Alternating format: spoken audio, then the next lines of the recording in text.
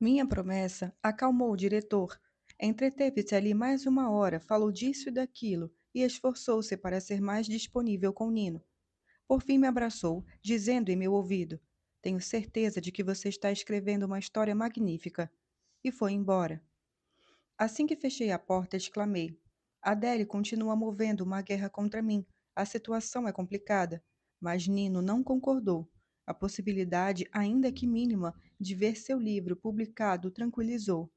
Além disso, tinha estado recentemente em Palermo para o congresso do Partido Socialista e, naquela ocasião, encontrou tanto Guido quanto Adele, e o professor manifestou apreço por seus trabalhos mais recentes. Por isso, disse conciliador, não exagere com as conjuras do Zairota.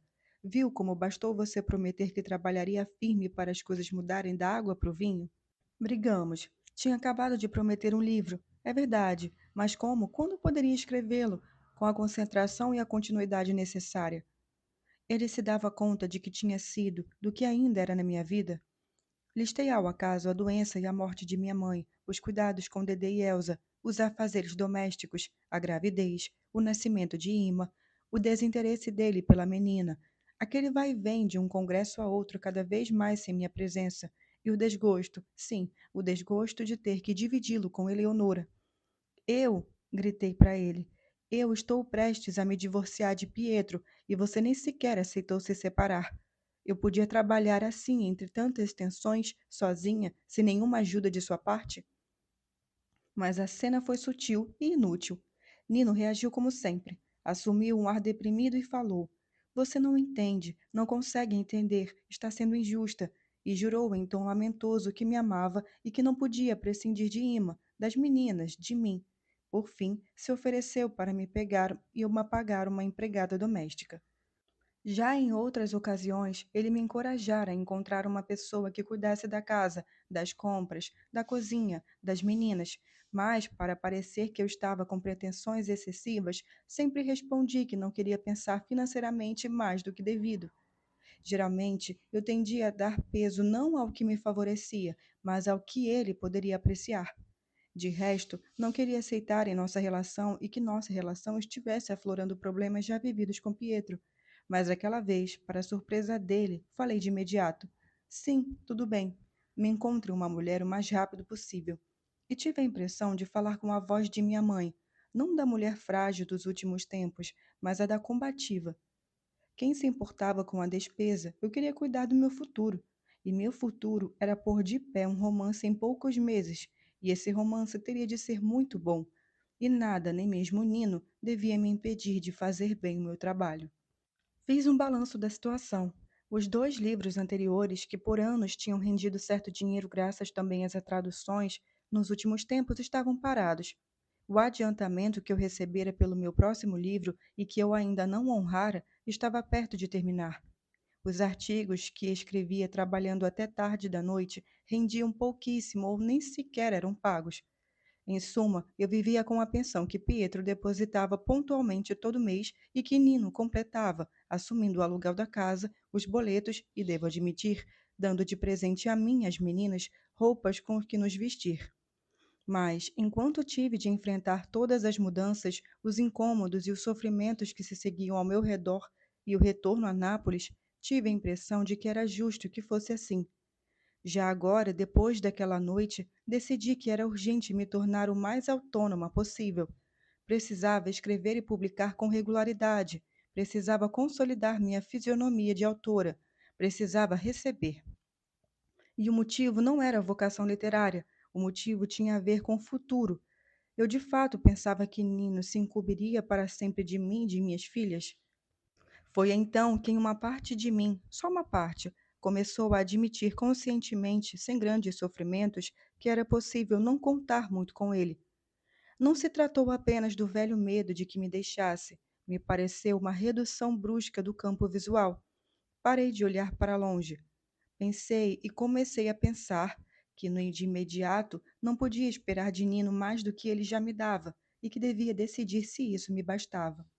Continuei a amá-lo, naturalmente. Gostava de seu corpo longo e delgado, de sua inteligência metódica, e tinha uma grande admiração por seu trabalho. A velha habilidade em colher dados e interpretá-los se transformaram numa competência muito solicitada. Havia pouco publicaram um trabalho elogiadíssimo, talvez fosse o que tanto tinha agradado a Guido, sobre a crise econômica e sobre os movimentos cáusticos dos capitais que, de filões todos por explorar, foram deslocados para o setor de construção, as finanças, as redes privadas de TV. No entanto, algo nele começava a me aborrecer. Por exemplo, me senti mal ao ver a alegria por ter caído de novo nas graças de meu ex-sogro, e não sabia e não gostei de como tinha recomeçado a distinguir Pietro, um professorzinho desprovido de imaginação, superestimado apenas pelo sobrenome que tem e por sua absurda militância no Partido Comunista. Do pai dele, o verdadeiro professor Airota, que elogiava sem meios termos como autor de volumes fundamentais sobre o helenismo e como o combativo expoente da esquerda socialista. Além disso, me senti ferida por sua renovada simpatia em relação a Adele, definida com insistência como uma senhora notável e extraordinária nas relações públicas. Em resumo, ele me parecia sensível demais ao consenso de quem gozava de autoridade, pronto a passar para trás e às vezes humilhar por inveja quem ainda não tinha suficiente prestígio e quem ainda não tinha nenhum, mas poderia vir a ter. Isso estragava a imagem que eu sempre fizera dele e que ele mesmo em geral se atribuía. E não foi só. O clima político e cultural estava mudando. Outras leituras iam se impondo. Todos tínhamos deixado de lado os discursos radicais e até eu me surpreendia concordando com posições que ambos e que anos atrás eu tinha criticado em Pietro por mero desejo de contradizê-lo, por necessidade de brigar. Mas Nino se excedia, agora achava ridícula não só qualquer afirmação subversiva, mas também todo posicionamento ético, toda exibição de pureza. Me dizia com ar gozador: há muita feirinha por aí. Como assim? Gente que se escandaliza, como se não soubesse que os partidos fazem o trabalho deles, ou surgem os grupos armados e as lojas maçônicas. O que você quer dizer com isso? Quero dizer que o partido não pode ser senão distribuidor de favores em troca de consenso. Os ideais fazem parte da decoração. Bem, nesse caso, eu sou uma freirinha. Isso eu já sei. Comecei a achar desagradável sua ânsia de ser politicamente surpreendente. Quando organizava jantares em minha casa, constrangia suas visitas defendendo pela esquerda posições de direita. Os fascistas, afirmava, nem sempre dizem coisas erradas. É preciso aprender a dialogar com eles. Ou então, vamos parar com a denúncia pura e simples. É preciso sujar as mãos caso se queira mudar as coisas. Ou ainda, a justiça deve ser imediatamente submetida às razões de que tem a tarefa de governar, a menos que se queira que os juízes se tornem verdadeiras minas ambulantes, perigosas à manutenção do sistema democrático. Ou mais, o processo congelar os salários, o sistema de escala móvel e um desastre para a Itália. Se alguém intervinha contra ele, logo se tornava desdenhoso, ria, dava a entender que não valia a pena discutir com pessoas bitoladas, que só tinham velhos slogans na cabeça. Para me alinhar contra ele, limitei-me a um silêncio incomodado. Adorava as areias movediças do presente. O futuro para ele se decidia ali. Sabia de tudo o que ocorria nos partidos e no parlamento, dos movimentos internos ao capital, à organização do trabalho. Quanto a mim, linha com afinco apenas o que dizia respeito a episódios truculentos, os sequestros e os atentados dos grupos armados vermelhos, o debate sobre o declínio da centralidade operária, a individuação de novos sujeitos antagônicos. Consequentemente, me via mais inserida na linguagem dos outros comensais que na dele. Certa noite, brigou com um amigo, com quem ensinava na faculdade de arquitetura. Estava inflamado de paixão, todo desgrenhado, lindo. Vocês não são capazes de distinguir entre um passo adiante, um passo atrás e ficar parado. O que é um passo em adiante? Perguntou o amigo. Um presidente de conselho que não seja o democrata cristão de sempre. E ficar parado? Uma manifestação de metalúrgicos. E um passo atrás? Perguntar quem são mais limpos, os socialistas ou os comunistas. Você está se tornando cínico. Já você sempre foi um imbecil. Não, Nino já não me convencia como antigamente. Expressava-se, não sei como dizer, de modo provocador e ao mesmo tempo opaco, como se justo ele, que exaltava a visão de longo alcance, agora só tivesse olhos para os movimentos e contramovimentos cotidianos de uma gestão que, para mim, para seus próprios amigos, parecia podre desde os fundamentos. Chega, insistia. Vamos parar com a aversão infantil ao poder. É preciso estar nos lugares onde as coisas nascem e morrem. Partidos, bancos, televisões. E eu o escutava, mas quando se dirigia a mim, baixava o olhar.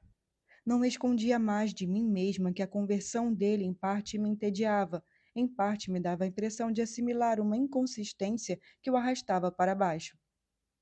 Uma vez ele estava falando aquelas coisas a Dedê, que precisava fazer não sei uma pesquisa complicada a pedido da professora. Para mitigar o pragmatismo dele, falei: O povo, Dedê, tem sempre a possibilidade de mandar tudo pelos ares.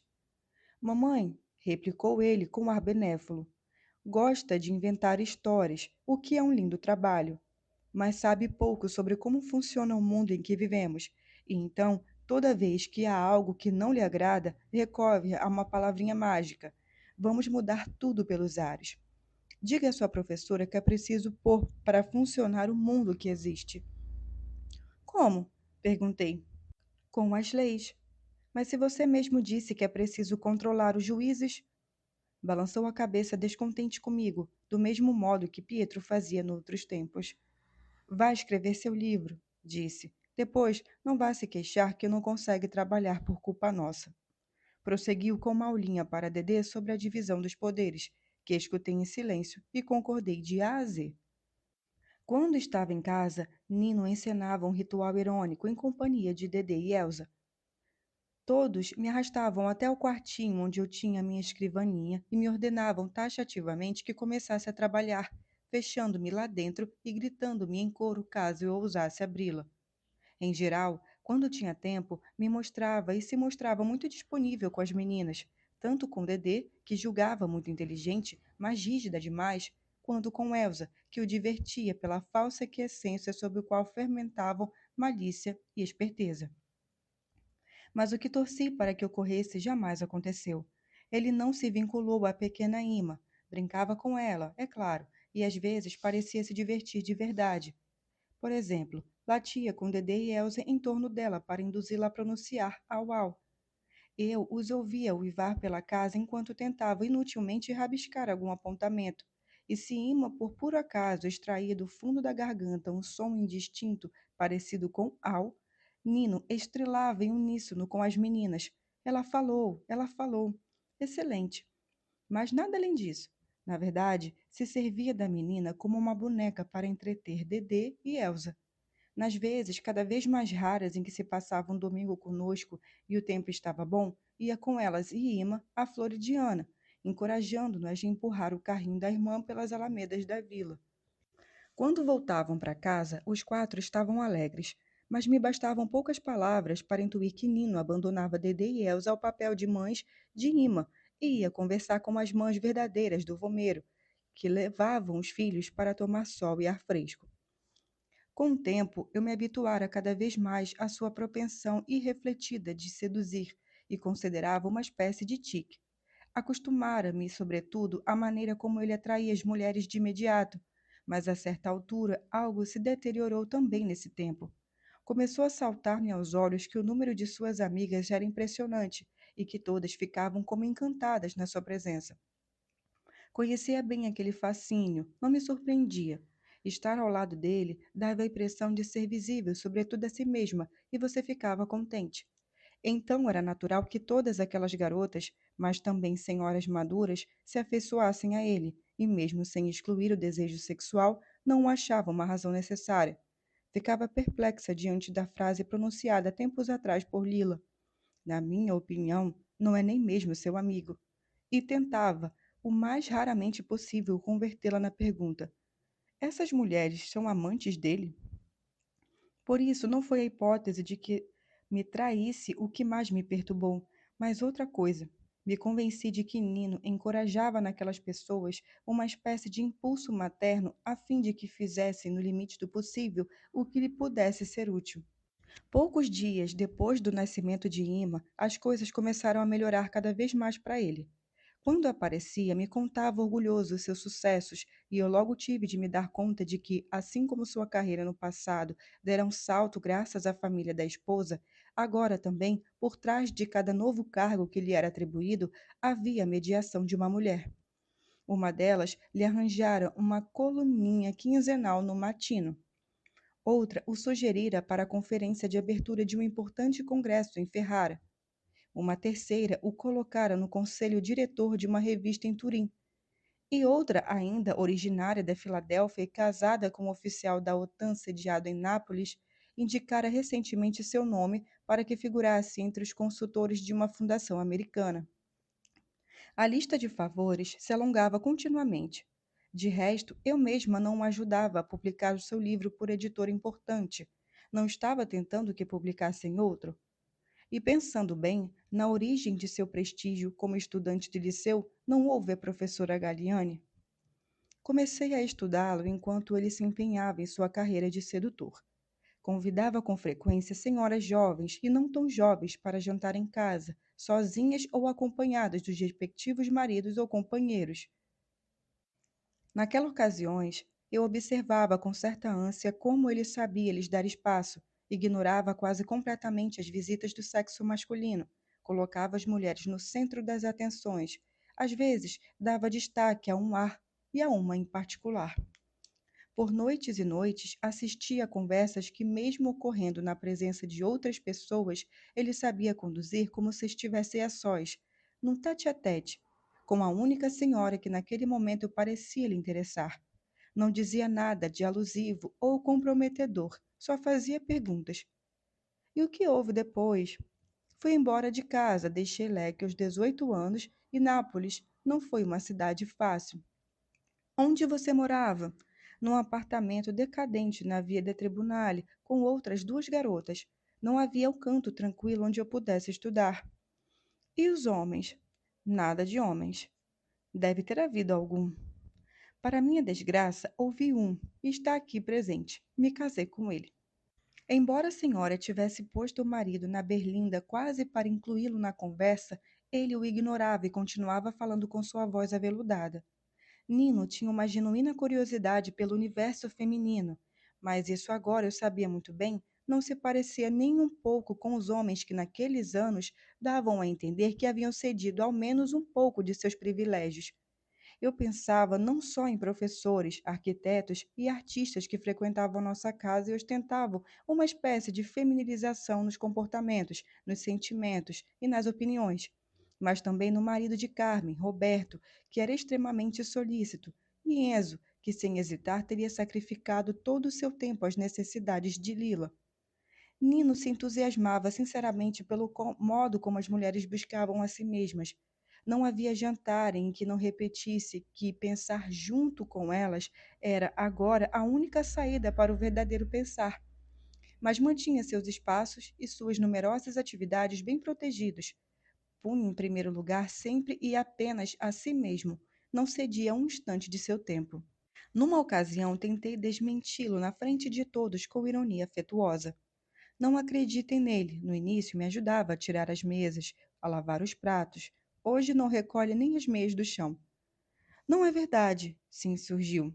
É isso mesmo. Quer libertar as mulheres dos outros, mas a dele não. Bem, sua libertação não deve necessariamente implicar a perda da minha liberdade. Mesmo em frases desse tipo, ditas por brincadeira, reconheci de imediato, incomodada, ecos dos conflitos com Pietro. Por que eu implicara tanto com meu ex-marido e com Nino eu deixava passar? Pensava, talvez todo tipo de relação com os homens não possa senão reproduzir as mesmas contradições e, em certos ambientes, até as mesmas respostas satisfeitas. Mas depois dizia a mim mesma, não devo exagerar. Em todo caso, há diferenças. Com Nino certamente é melhor. Mas era assim mesmo, me senti cada vez menos segura. Recordei o modo como, quando era nosso hóspede em Florença, me defendeu contra Pietro, e lembrei com prazer quanto me encorajava a escrever. E agora? Agora que era urgente voltar a trabalhar a sério, já não me parecia capaz de instilar a confiança de antigamente. Com o passar dos anos, as coisas tinham mudado. Nino sempre tinha suas urgências e, mesmo querendo, não podia se dedicar a mim. Para me agradar, se apressaram em contratar para mim, por meio da mãe, uma tal de Silvana, uma mulher maciça de seus 50 anos, 3 filhos, o ar sempre alegre, muito ativa e excelente com as 3 meninas. Generosamente omitiu quanto pagava a ela e, depois de uma semana, me perguntou: tudo certo? Está funcionando? Mas era evidente que considerava a despesa como uma autorização para não se preocupar comigo. Claro, era atencioso e se informava pontualmente. Está escrevendo? Mas não parava e parava por aí. A centralidade que meu esforço de escrita tivera no início de nossa relação desaparecera. E não era só isso. Eu mesma, em certo embaraço, não reconhecia mais nele a autoridade de antigamente. Ou seja, descobri que a parte de mim que se confessava poder contar bem com pouco com Nino acabava também não sendo capaz de ver em cada palavra dele a aura flamejante que desde menina eu tinha a impressão de vislumbrar. Entregava-lhe para ler um fragmento ainda informe e ele exclamava: perfeito! Contava resumidamente uma trama e personagens que estava esboçando a ele. Bonito, muito inteligente. Mas não me convencia, não acreditava nele, manifestava opiniões entusiásticas sobre o trabalho de mulheres demais. Sua frase recorrente depois de uma noitada com outros casais era quase sempre: um homem maçante, ela com certeza é melhor do que ele. Todas as suas amigas, justamente por serem suas amigas, lhe pareciam sempre extraordinárias, e o juízo sobre as mulheres, que em geral era na maioria das vezes complacente. Nino conseguia justificar até a obtusidade sádica das funcionárias dos Correios, a rudeza inculta nas professoras de Dedê e Elsa. Enfim, não me sentia mais única. Eu era um módulo que valia por todas. Mas se para ele não era única, que ajuda sua opinião podia me dar? Como podia extrair energia dela para trabalhar bem? Certa noite, exasperada pelos elogios que lhe fizera em minha presença a uma amiga bióloga, lhe perguntei: será possível que não exista uma mulher idiota? Eu não disse isso. Disse que, no geral, vocês são melhores que nós. Eu sou melhor que você? Mas com toda certeza, e sei disso há muito, muito tempo. Tudo bem, acredito, mas pelo menos uma vez na vida você já encontrou uma cretina? Sim. Diga o nome. Eu já sabia que iria responder, no entanto, insistia, esperando que dissesse Eleonora. Esperei, ele ficou sério. Não posso. Por quê? Diga. Se eu disser, você se chateia. Não me chateio. Lila. Se no passado eu acreditava em pouco naquela hostilidade recorrente em relação a Lila, agora aquilo me convencia cada vez menos, até porque, com certa frequência, como acontecera noites atrás, Nino demonstrava um sentimento bem diferente. Ele estava tentando terminar o ensaio sobre o trabalho e a robotização da Fiat, e percebi que estava com dificuldades. Então lhe disse: fale com Enzo Scano, ele é ótimo. Perguntou distraidamente: quem é Enzo? O companheiro de Lila, respondi. Ele falou com um meio sorriso. Se é assim, prefiro falar com Lila, com que certeza sabe mais do que ele. E como se ele voltasse à memória, acrescentou uma ponta de ressentimento. Ele não era o filho idiota da verdureira? Aquele tom me marcou. Enzo era o fundador de uma pequena empresa inovadora, um verdadeiro milagre quando se pensa que a sede se encontrava no coração do bairro velho. Nino deveria demonstrar em relação a ele, justamente como estudioso, interesse e admiração. No entanto, graças ao imperfeito era, o reconduzir ao tempo de escola fundamental, a época em que ajudara a mãe na mercenaria ou circulava na companhia do pai com o carreto, quando não tinha tempo para estudar nem para brilhar. Tinha retirado com fastio todos os méritos de Enzo, atribuindo-os a Lila. Foi assim que me dei conta de que, se o tivesse forçado a escavar bem fundo, por fim se descobriria que o maior exemplo de inteligência feminina, talvez seu próprio culto dessa inteligência e até certos raciocínios seus que punham no topo de todos os desperdícios o desperdício dos recursos intelectuais das mulheres, remetia a Lila. E que, se nesse período de amor já estava declinando, o período de Ischia permaneceria sempre radiante para ele. O homem por quem eu tinha deixado Pietro é o que é, pensei, porque o encontro com Lila o remodelou assim. Essa ideia me ocorreu numa manhã gelada de outono, enquanto eu acompanhava Dedê e Elsa à escola. Estava dirigindo distraída e a ideia fincou raízes. Distingui o amor pelo menino do bairro, pelo estudante do liceu, um sentimento meu, que tinha por objeto um fantasma meu, concebido antes de Xia. Da paixão avassaladora pelo jovem da livraria em Milão, pela pessoa que apareceu em minha casa em Florença. Eu sempre estabeleci um nexo entre esses dois blocos emotivos e, no entanto, naquela manhã, tive a impressão de que no nexo não existia, de que a continuidade era um truque da razão. No meio, pensei, houve a fratura do amor por Lila, a fratura que deveria ter apagado Nino para sempre de minha vida, mas na qual eu não quis ter consciência. Então a quem eu me ligara? A quem eu amava ainda hoje? Em geral, era Silvana que acompanhava as meninas à escola. Eu, enquanto o Nino ainda dormia, ia cuidar de Ima. Naquela ocasião, porém, organizara meu dia de tal modo que pudesse passar a manhã fora de casa. Queria ver se achava a Biblioteca Nacional um velho exemplar de Roberto Braga. Enquanto isso, ia avançando lentamente no tráfego matutino com aquele pensamento. Guiava, respondia às perguntas das meninas, voltava a um Nino dividido em duas partes, uma pertencente a mim, outra, que me era estranha. Quando, com 1000 recomendações, deixei Dedê e Elsa cada uma em sua escola, o pensamento se tornara imagem e, como frequentemente ocorria naquele período, se transformaram no núcleo de uma possível narrativa. Poderia ser, disse a mim mesmo enquanto descia para a beira-mar, um romance em que uma mulher se casa com um homem por quem foi apaixonada desde a infância, mas na primeira noite de núpcias descobre que, se uma parte do corpo dele lhe pertence, a outra é fisicamente habitada por sua amiga de infância. Então, num segundo, tudo foi varrido por uma espécie de toque de alarme doméstico. Tinha me escondido e me esquecido de comprar as fraldas de Ima. Acontecia muitas vezes de a cotidianidade irromper como uma bofetada, tornava irrelevante ou até ridícula qualquer fantasia tortuosa. Encostei o carro irritada comigo. Estava tão cansada que, embora registrasse detalhadamente em um bloco as coisas urgentes a comprar, acabava me esquecendo da própria lista. Bufei, não conseguia nunca me organizar como devia. Nino tinha um importante encontro de trabalho, talvez já tivesse saído de casa. De todo modo, era inútil contar com ele. E não podia mandar Silvana à farmácia deixando a menina sozinha em casa. Assim não havia mais fraldas. Ima não podia ser trocada e há dias vinha sofrendo com assaduras.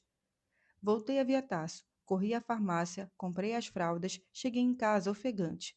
Tinha certeza de ouvir os gritos de Ima já do patamar da escada.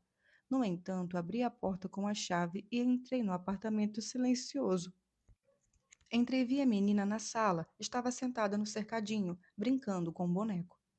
Me esgueirei sem que ela me visse, do contrário, começaria a gritar para que a pegasse no colo e eu queria entregar logo o pacote a Silvana e tentar ir à biblioteca. Como ouvi um leve rebuliço vindo do banheiro principal, pensei que Silvana o estivesse limpando. Fui até lá, a porta estava entreaberta. Aí empurrei. Na janela luminosa do grande espelho, vi primeiro a cabeça de Silvana inclinada para a frente e me chamou a atenção o risco do penteado por centro, as duas metades pretas do cabelo marcada com muitos fios brancos. Depois me dei conta dos olhos fechados de Nino, a boca escancarada. Então, num relance, a imagem refletida e os corpos verdadeiros se integraram. Nino vestia uma regata, o resto do corpo nu, as pernas compridas arqueadas, os pés descalços, Silvana curvada para a frente com ambas as mãos apoiadas na pia. Estava com a grande calcinha enrolada nos joelhos e o avental escuro erguido até a cintura. Enquanto lhe esfregava o sexo segurando sua barriga pesada com o braço, apertava o seio enorme que saltava do avental e do sutiã, batendo o ventre plano contra suas nádegas largas e muito brancas. Puxei a porta com força justo quando Nino arregalava os olhos e Silvana erguia a cabeça num susto, lançando-me um olhar aterrorizado. Fui correndo buscar Ima no cercadinho e enquanto Nino gritava, Helena, espere! Eu já estava fora de casa, nem chamei o elevador. Corri pelas escadas com a menina no braço. Me refugiei no carro, girei a chave e, com o imã sentada em meus joelhos, arranquei. A menina parecia feliz, queria tocar a buzina como Elsa lhe ensinara, falava suas palavrinhas incompreensivas, alterando-as, com gritos de alegria por estar perto de mim. Olhei sem rumo, só queria me afastar o máximo possível de casa. Por fim, me vi em St. Elmo. Estacionei, desliguei o carro e descobri que não tinha lágrimas, estava apenas gelada de horror. Não conseguia acreditar. Será que aquele Nino que eu flagrara enquanto socava seu sexo duro no sexo de uma outra mulher madura, uma mulher que arrumava minha casa, fazia as compras, cozinhava, cuidava de minhas filhas, uma mulher marcada pelo cansaço da sobrevivência, gorda, disforme, absolutamente distante das senhoras cultíssimas e elegantes que ele trazia para jantar? Era o mesmo rapaz de minha adolescência? Durante todo o tempo em que dirigia às cegas, talvez sem sequer sentir o peso de Emma seminua, dando pancadinhas inúteis na buzina e me chamando com alegria, não consegui dar uma identidade estável a ele. Ao entrar em casa, me sentira como se de repente encontrasse o descoberto. Dentro do meu banheiro, uma criatura estranha que, em geral, se mantinha oculta na casa do pai, de minha terceira filha. O estranho tinha os traços de Nino, mas não era ele, era o outro, aquele nascido depois de Chia. Mas qual? Aquele que engravidava a Sílvia, a amante de Maria Rosa, o marido de Eleonora, infiel e, no entanto, ligadíssimo a ela, o homem casado que tinha dito a mim, uma mulher casada que me amava e me queria a qualquer custo? Por todo o percurso até Vomeiro, tentei me agarrar ao Nino do bairro e do Liceu, ao Nino terno e amoroso, para tirar de mim aquela repulsa. Somente quando parei no carro, tornei a me lembrar do banheiro e do momento em que ele abriu os olhos e me viu no espelho, parada na soleira. Então tudo me pareceu mais claro. Não havia nenhuma cisão entre aquele homem surgido depois de Lila e o rapaz por quem, antes de Lila, eu me apaixonara desde a infância. Nino era um só, e testemunha disso era a expressão que trazia estampada no rosto enquanto estava dentro de Silvana. Era a expressão assumida por seu pai, Donato, não quando me desvirginava nos marontes, mas quando me tocara entre as pernas debaixo do lençol, na cozinha de Nela. Portanto, nada de estranho e muito de asqueroso. Nino era aquilo que não gostaria de ser e, contudo, sempre tinha sido. Enquanto batia ritmicamente contra a bunda de Silvana e com gentileza se preocupava em lhe dar prazer, ele não estava mentindo. Exatamente como não mentia quando me faziam mal e depois se lamentava, se desculpava, me implorava que o perdoasse, jurava me amar. Ele é assim, disse a mim mesma. Mas isso não me consolou. Ao contrário, senti que o horror, em vez de se atenuar, encontrava um refúgio ainda mais sólido naquela constatação. Por fim, uma mornidão líquida se espalhou até os joelhos. Despertei.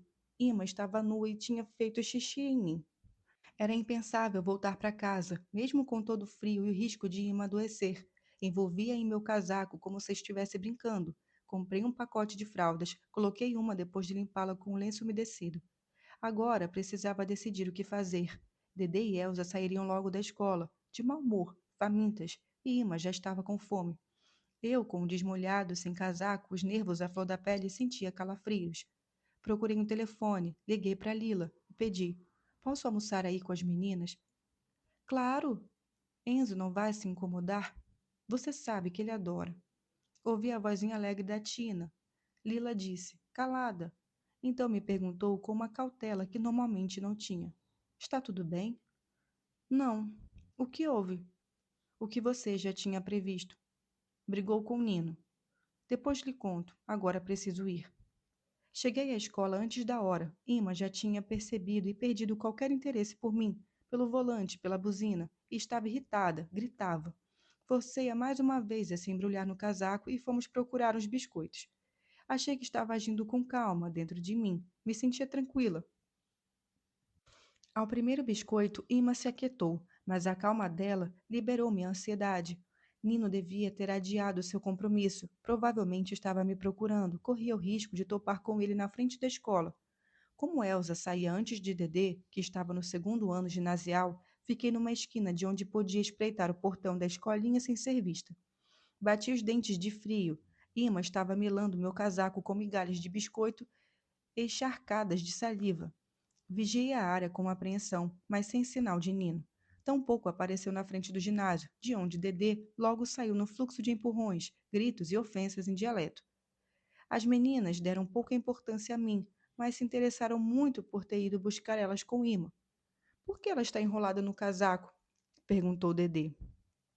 Porque está com frio. Você viu que ela está acabando com ele? Não importa. Talvez uma vez que eu sujei e você me deu um tapa, se queixou Elsa. Não é verdade. É verdade, sim. Dedê quis saber. Por que ela está só de camiseta e fralda? Ela está bem assim. Aconteceu alguma coisa? Não, agora vamos almoçar com a sua tia Lila. Receberam a notícia com o entusiasmo de sempre. Depois entraram no carro e, enquanto a pequena falava às irmãs em sua língua obscura, contente de estar no centro das atenções, as duas começaram a disputar o direito de segurá-la no colo. Ordenei que a segurassem juntas, sem puxar a menina para cá e para lá. Ela não é de borracha, gritei. Elsa não ficou satisfeita com a solução e disse um palavrão em dialeto para Dedê. Tentei acertá-la com tapa, sibilei fuzilando-a pelo espelho do retrovisor. O que você disse? Repita. O que você disse? Não chorou e abandonou Ima definitivamente a irmã, falando que não gostava de cuidar da irmãzinha. Em seguida, quando a menina espichava as mãos para brincar, passou a rejeitá-la com maus modos. Estrilava, ferindo meus nervos. Ima, pare, você me enche, está me sujando. E a mim? Mãe, faça-la parar. Não aguentei mais, dei um berro que assustou as três. Atravessamos a cidade no estado de tensão só rompido pelo murmúrio de Dedê e Elsa, que se consultavam para entender se estava para acontecer novamente algo de irreparável em nossas vidas. Não tolerei nem aqueles cochichos. Não tolerava mais nada. A infância delas, meu papel de mãe, os balbucios de Mima. De resto, a presença de minhas filhas dentro do carro contrastava com as imagens do coito que me ocorriam sem parar, com o cheiro de sexo que ainda sentia nas narinas, com a raiva que começava a abrir caminho acompanhada de dialeto mais vulgar. Nino comeu a empregada e depois foi para o seu compromisso, se fudendo para mim e para as filhas dele. Ah, que homem nojento. Eu só errava. Ele era o que nem o pai? Não, simples demais. Nino era muito inteligente. Nino era extraordinariamente culto. Sua propensão a fuder por aí não derivava de uma exibição de virilidade tosca e boçal, fundada em lugares comuns, em parte fascistas, em parte meridionais.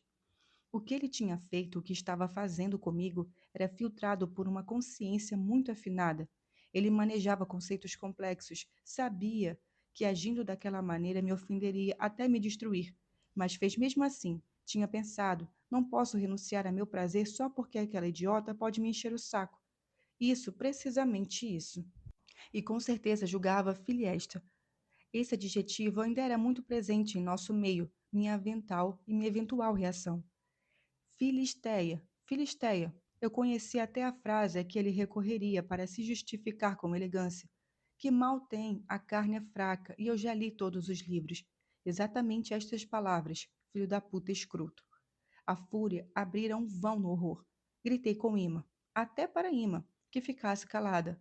Quando cheguei ao prédio de Lila, já odiava Nino como nunca odiara ninguém até então. Lila tinha preparado o almoço e preparou o prato preferido de Dedê e Elsa. Pegou Ima nos braços e cuidou dela e de Tina, como se de repente sua filha se duplicasse. Trocou ambas, limpou as duas, as vestiu de modo idêntico, as paparicou com uma extraordinária exibição de cuidados maternais. Então, como as duas logo se reconheceram e passaram a brincar entre si, deixou-as balbuciando e engateando juntas sobre um velho tapete. Como eram diferentes. Comparei irritada a filha que tive com Nino e a filha de Lila com Enzo. Tina me pareceu mais bonita e mais saudável que Ima. Era o fruto docíssimo de uma relação sólida. Nesse meio tempo, Enzo voltou do trabalho e, como sempre, foi cordialmente lacônico. Durante o almoço, nem ele nem Lila perguntaram por que eu não tocava comida. Somente Dedê falou como se quisesse me tirar dos maus pensamentos dela e dos outros. E disse: Mamãe, come, come sempre pouco, porque não quer ficar gorda. E eu também faço o mesmo. Exclamei ameaçadora. Limpe o prato até a última garfada. Talvez para proteger minhas filhas de mim, Enzo começou a disputar com elas para ver quem comia e acabava mais rápido. Além disso, respondeu com gentileza a um monte de perguntas de Dedê sobre Rino. Minha filha esperava encontrá-lo pelo menos no almoço. Explicou que o rapaz tinha começado a trabalhar numa oficina e passava o dia todo fora. Depois, encerrando o almoço, em grande segredo, levou as duas irmãs ao quarto de Genaro para lhes mostrar todos os tesouros que havia lá dentro. Em poucos minutos, explodiu uma música frenética e elas não voltaram mais. Fiquei sozinha com Lila e, entre sarcasmo e sofrimento, contei cada detalhe. Ela ficou escutando sem me interromper em nenhum momento. Percebi que, quanto mais eu articulava em palavras o que acontecera comigo, mais a cena de sexo entre aquela mulher gorda e Nino, magro, me parecia ridícula. Ele tinha acordado, a certa altura, na rei em dialeto. Viu Silvana no banheiro e, antes mesmo de mijar, levantou o avental dela e meteu com vontade. Então eu estourei numa risada vulgar e Lila me olhou incomodada. Quem se exprimia assim era ela. Não esperava isso de mim. Você precisa se acalmar, disse. E como Ima estava chorando, fomos até o outro cômodo. Minha filha, lourinha, o rosto vermelho, derramava grossas lágrimas de boca escancarada, e assim que me viu, ergueu os bracinhos para que a pegasse no colo. Tina, séria, pálida, a fixava desconcertada, e quando a mãe apareceu, não se moveu e a chamou como para ser ajudada e atender, escandido nitidamente: Mamãe. Lila carregou as duas meninas, ajeitou cada uma em um braço, beijou a minha, enxugando suas lágrimas com os lábios, e conversou com ela e a acalmou. Eu estava atônita, pensei. Tina diz mamãe com clareza, as duas sílabas, e Ima, quase um mês mais velha, ainda não. Me senti derrotada e triste. 1981 estava para terminar. Eu ia demitir Silvana. Não sabia o que escrever. Os meses passariam voando. Não entregaria meu livro. Perderia terreno e o perfil de produtiva. Ficaria sem futuro, dependente de pensão de Pietro, sozinha com 3 filhos, sem Nino. Nino perdido, Nino acabado, tornou manifestar-se a parte de mim que ainda o amava, mas não como em Florença, e sim como havia amado desde menina, na escola fundamental, quando o via sair do colégio. Procurei confusa um ponto de apoio para perdoá-lo apesar da humilhação. Não suportava expulsá-lo de minha vida. Onde ele estava? Será possível que nem sequer tinha tentado me achar? Associei Enzo, que logo passou a cuidar das duas meninas, a Lila, que me liberou de qualquer compromisso e me ouviu dando todo o tempo para mim. Finalmente entendi que os dois já sabiam de tudo antes mesmo de eu chegar ao bairro e perguntei: Nino ligou? Sim. O que ele disse? Que foi uma bobagem, que eu preciso ficar do seu lado e ajudá-la a entender que hoje é assim e que se vive assim, e blá blá blá. E você? Bati o telefone na cara dele. Será que telefona de novo? Imagine se vai telefonar ou se não vai telefonar. Me senti aliviada. Lina, eu não sei viver sem ele. Tudo durou tão pouco. Desfiz meu casamento, vim morar aqui com as meninas. Tive uma filha com ele. Por quê? Porque você se enganou. A frase não me caiu bem, me soou como o eco de uma velha ofensa. Jogava na minha cara que eu tinha errado apesar de ela ter tentado me alertar do erro. Estava me dizendo que eu quis errar e, consequentemente, ela se enganara. Eu não era inteligente, eu era uma mulher estúpida. Falei. Preciso conversar com ele, preciso enfrentá-lo. Tudo bem, mas deixe as meninas comigo. Você não vai dar conta, são 4. São 5. Há também Genaro, e ele é o mais trabalhoso de todos. Está vendo? Vão embora com elas. Isso está fora de cogitação. Admiti que precisava da ajuda dela e disse: Então só até amanhã, o tempo de resolver essa situação. Resolver como? Não sei. Quer continuar com Nino? Senti que ela estava contrariada e quase gritei. O que é que eu posso fazer? A única coisa possível: deixá-lo. Para ela, essa era a solução correta. Sempre tinha desejado que acabasse daquele modo. Nunca me escondera isso. Falei: Vou pensar. Não, você não vai pensar. Já decidiu fingir que não houve nada e seguir adiante. Evitei responder e ela insistiu. Disse que eu não devia desperdiçar minha vida, que eu tinha outro destino, que se continuasse naquele rumo iria me perder cada vez mais. Notei que ela estava ficando ríspida. Senti que, para me conter, estava prestes a me revelar que há tempos eu queria saber e há tempos ela me ocultava. Tive medo, mas eu mesma não a forçava em várias ocasiões a me esclarecer. E agora não tinha ocorrido para ela também para que finalmente me contasse tudo? Se tiver alguma coisa a me dizer, fale. Então ela se decidiu, procurou meus olhos, fixou-os no chão. Disse que Nino a procurara várias vezes. Disse que tinha pedido para voltarem, tanto antes de se ligar a mim quanto depois. Disse que quando tinham acompanhado minha mãe ao hospital, ele havia sido especialmente insistente. Disse que enquanto os médicos examinavam minha mãe e os dois aguardavam o veredito na sala de espera, ele havia jurado que só estava comigo para se sentir mais próximo dela. Olhe para mim, murmurou. Sei que estou sendo cruel ao lhe contar essas coisas, mas ele é bem pior do que eu. A maldade dele é a pior possível, é a da superficialidade. Voltei para Viatácio determinada a romper qualquer relação com Nino. Encontrei a casa vazia e em perfeita ordem. Sentei ao lado da porta-janela que dava para a sacada. A vida naquele apartamento tinha acabado em 2 anos e se esgotaram as razões de minha própria presença em Nápoles. Esperei com angústia crescente que ele desse notícias. Passaram-se horas e horas. Peguei no sono. Acordei sobressaltada no meio do escuro. O telefone estava tocando. Corri para atender, certa de que era Nino, mas era Antônio. Estava ligando de um bar a poucos metros dali. Me perguntou se eu podia ir lá encontrá-lo. E falei: Suba. Senti que ele hesitou. Por fim, acabou concordando. Não tive dúvida de que foi Lila quem o mandou me ver, e ele o admitiu imediatamente. Ela não quer que você faça bobagens, disse, esforçando-se para falar em italiano. E você pode me impedir? Posso. Como?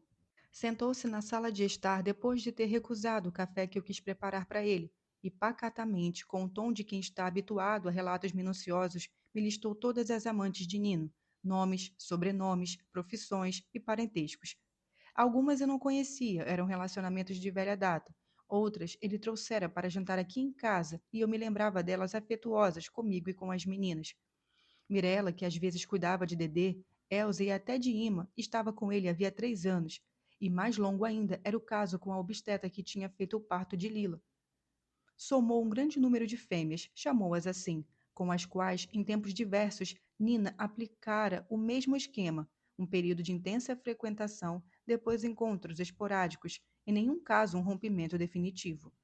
Ele é o aficionado, disse Antônio com sarcasmo. Nunca termina de fato as relações. Ou ora vai com uma, ora vai com outra.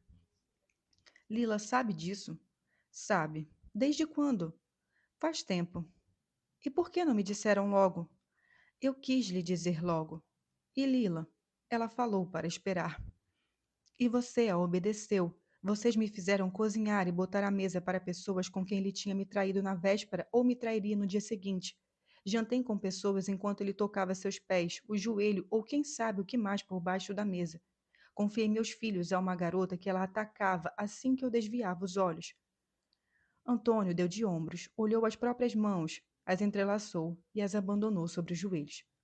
Se me mandaram fazer uma coisa, eu faço, disse em dialeto. Mas depois se confundiu. Faço quase sempre, disse, tentando se justificar. Às vezes obedeço ao bolso, às vezes ao afeto, em alguns casos, a mim mesmo. Se a pessoa não descobre essas traições no momento certo, falou, elas não adiantam nada. Quando se está apaixonado, se perdoa tudo. Para que as traições ganhem um peso específico, antes é preciso que amadureça um pouco de desamor. E continuou assim, amontoando frases sofridas sobre a cegueira de quem ama. Quase como exemplo, voltou a me falar de quando, anos antes, a serviço do Solara, tinha espionado Nino e Lila.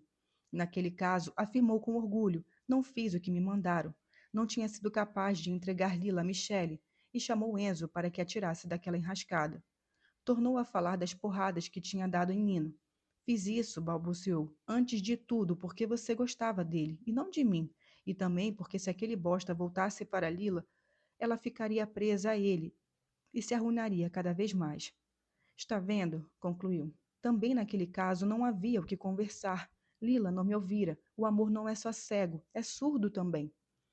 Me perguntou, e perguntei atordoada. Em todos esses anos, você nunca disse a Lila que Nino estava voltando para ela naquela noite? Não, mas deveria ter dito. Por quê?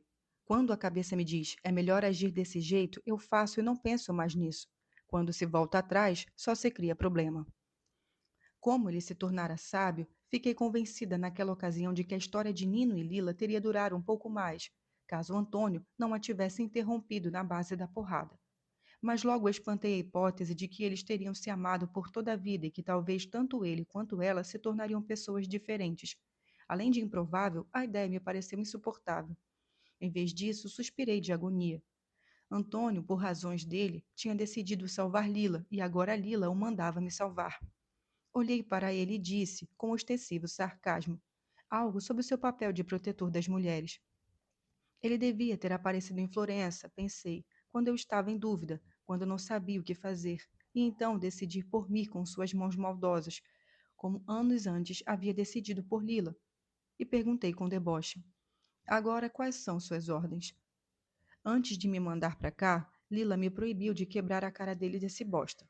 Mas já fiz isso uma vez e acabaria fazendo de novo. Você não é confiável. Depende. Como assim?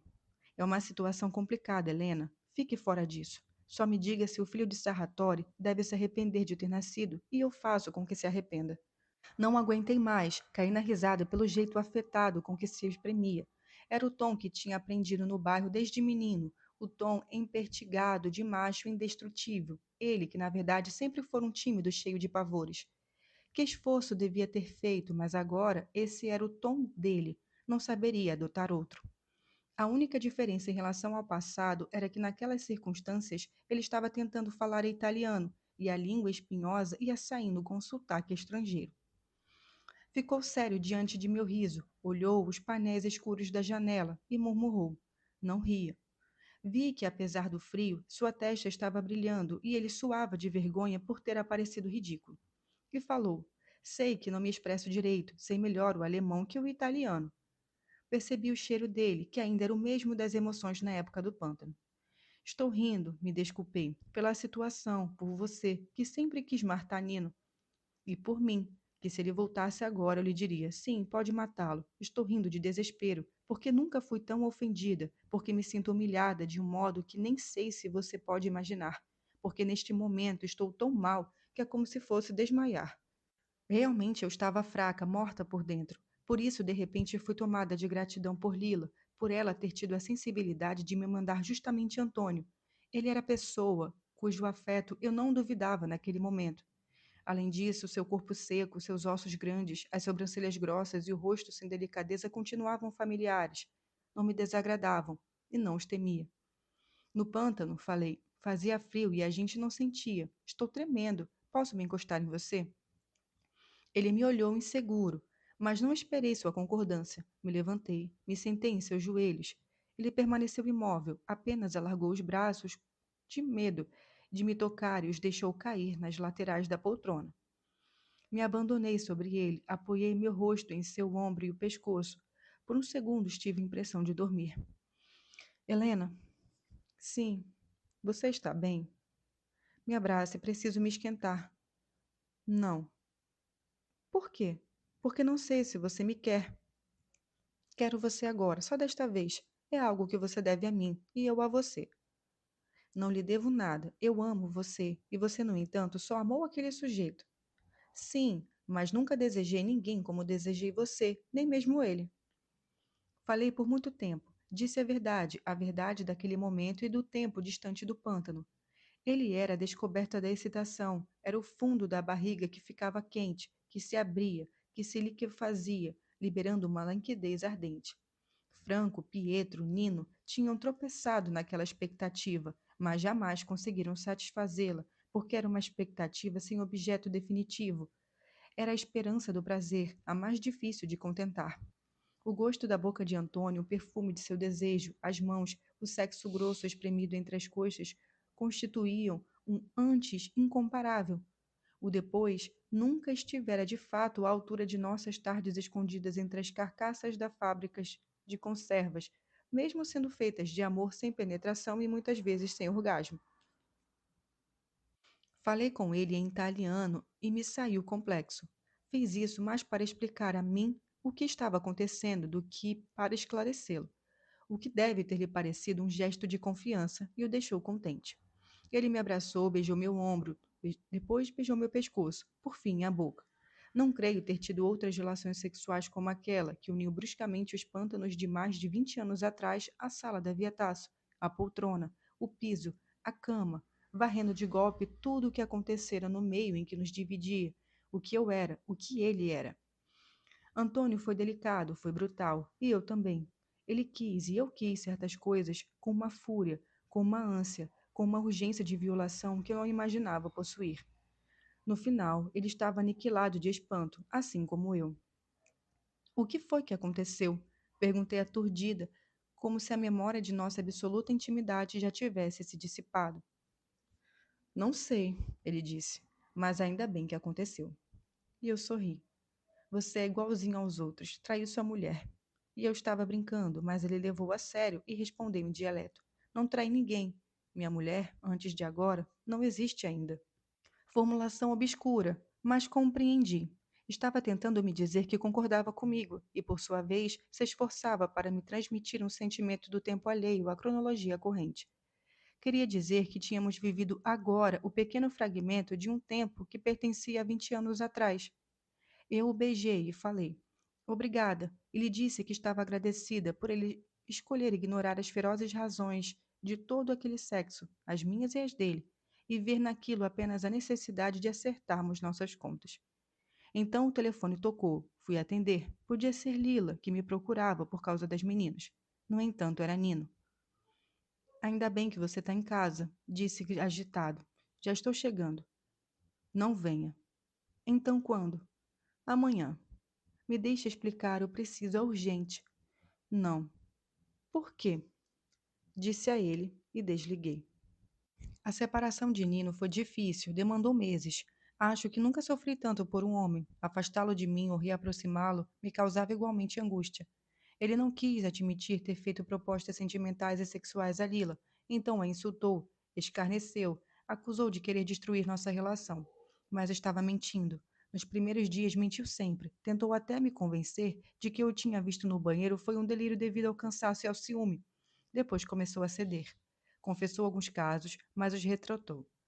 Sobre outros, incontestavelmente recentes, disse que tinham sido irrelevantes. Jurou que com aquelas mulheres só havia amizade, não amor. Brigamos durante todo o Natal, todo o inverno. Ora, o silenciava, extenuava por sua habilidade em se acusar, se defender e depois pretender o perdão. Ora, cedia diante de seu desespero, que parecia autêntico, muitas vezes chegava embriagado. Ora, o expulsava, porque por honestidade, por arrogância, talvez até por dignidade, nunca prometeu que não veria ou não faria mais aquelas que se chamava de suas amigas, nem quis me garantir que não ampliaria ainda mais a sua lista.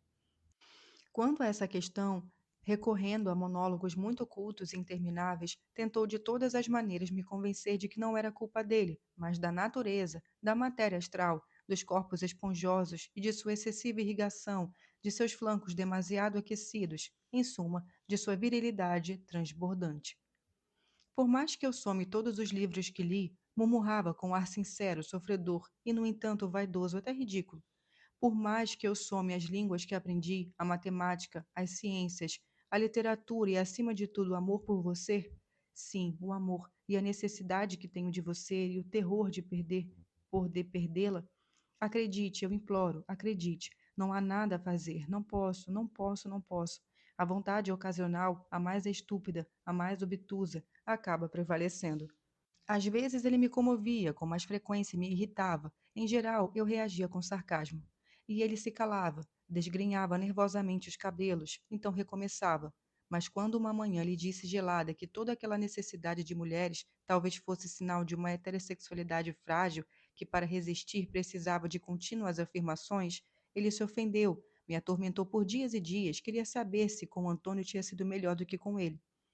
Como naquela altura eu já estava cheia de seu blá blá blá, aflito, gritei que sim.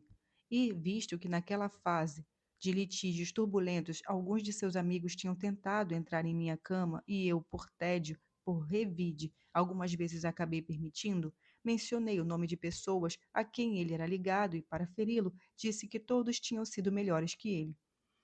Desapareceu. Tinha dito que não podia viver sem Dedê e Elsa. Tinha dito que amava a Ima mais que seus outros filhos. Tinha dito que cuidaria das 3 meninas mesmo se eu não quisesse reatar com ele. E, na verdade, não só se esqueceu de nós, em um dia para o outro, mas também parou de pagar o aluguel da Vietaço e os boletos de luz, gás e telefone. Procurei uma casa mais econômica na mesma zona, mas foi inútil. Muitas vezes, para apartamentos menores e mais feios, queriam aluguéis ainda mais caros. Depois, Lila me falou que tinham desocupado um apartamento de 3 cômodos e cozinha bem em cima do dela. Custava uma ninharia. Da janela se via tanto o estradão quanto o pátio. Ela me disse, a seu modo, com o tom de quem observa: Só estou lhe dando uma informação. Faça como achar melhor. Eu estava deprimida e assustada. Elisa recentemente gritara comigo durante uma briga. Papai está só, vá morar com ele. Estou cansada de ter que cuidar dele sozinha. Eu, naturalmente, me neguei. Na minha situação, não podia me responsabilizar também por meu pai. Já era escrava de minhas filhas. Ima adoecia continuamente. Assim que Dedê saía de uma gripe, a gripe passava para Elsa. Elsa não fazia as tarefas e eu não me sentasse ao seu lado. Dedê se irritava e dizia: Então você precisa me ajudar também. Eu estava exausta, com os nervos em frangalhos. Além disso, na enorme desordem em que caíra, não tinha sequer o pouco de vida ativa que me garantia até então. Recusava convites, colaborações e viagens. Não ousava atender o telefone com medo de que a editora me pedisse o livro. Tinha acabado numa voragem que me puxava cada vez mais para baixo, e o hipotético retorno ao bairro seria a prova de que eu havia tocado o fundo. Reemergimos, eu e minhas filhas, naquela mentalidade. Deixar-me absorver por Lila, por Carmen, por Afonso, por todos, justamente como de fato queriam. Não, não. Jurei a mim mesma que iria viver nos tribunais, na Duchesa, no Liviano, na Forcella, em meio aos tubos inocentes que assinalavam os estragos do terremoto, mas nunca voltaria ao bairro. Naquele clima, o diretor da editora me ligou. A que altura você está? Foi um instante, uma chama se acendeu em minha cabeça, iluminando-a como dia. Soube o que eu devia responder e o que eu devia fazer. Acabei ontem mesmo. É sério? Então me mande ainda hoje. Amanhã de manhã vou aos Correios. Obrigado. Assim que o livro chegar, vou ler e mando notícias. Não tenha pressa. Desliguei. Fui buscar uma caixa no armário do quarto de dormir. Tirei de dentro dela o manuscrito que anos atrás não agradara a Adele, nem a Lila. Não tentei nem sequer retê-lo. Na manhã seguinte, acompanhei as meninas à escola e fui com Ima enviar o pacote. Sabia que era um gesto arriscado, mas me pareceu o único possível para salvar minha reputação. Tinha prometido entregar um livro, e lá estava ele. Era um romance falho, decididamente ruim, talvez, mas paciência, não seria publicado. Mas eu tinha trabalhado duro, não havia embromado ninguém. Em breve faria algo melhor. A fila dos Correios foi massacrante. Todo o tempo tive de protestar com os que não respeitavam. Naquele momento, meu desastre se mostrou evidente.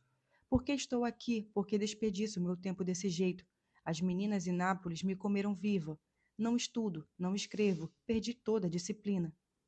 Eu havia conquistado uma vida muito distante daquela que teria esperado para mim, e, no entanto, olha onde eu terminara.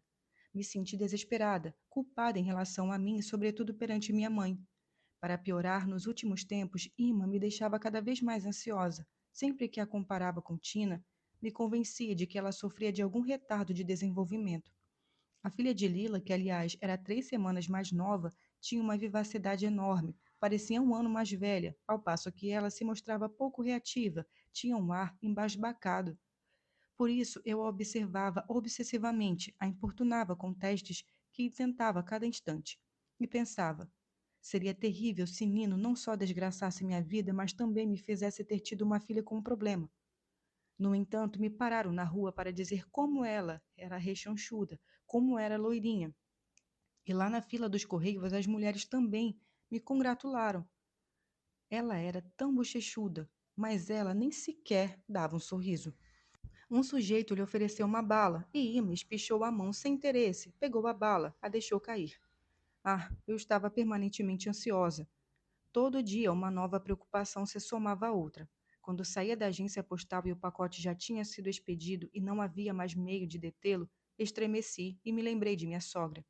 Meu Deus, o que é que eu tinha feito? Será possível que eu não tinha considerado que a editora daria o dátilo escrito para Adele ler? No final das contas, foi ela quem quis publicar tanto meu livro quanto o segundo livro. Deviam isso a ela, pelo menos por cortesia. E ela teria dito: Greco está enganando vocês. Este não é um texto novo. Eu mesma o li anos atrás e é péssimo. Suei frio. Me senti fraca. Para tapar um buraco, eu cavava outro. Já não era capaz nem de manter sob controle, nos limites do possível, a sequência de minhas ações.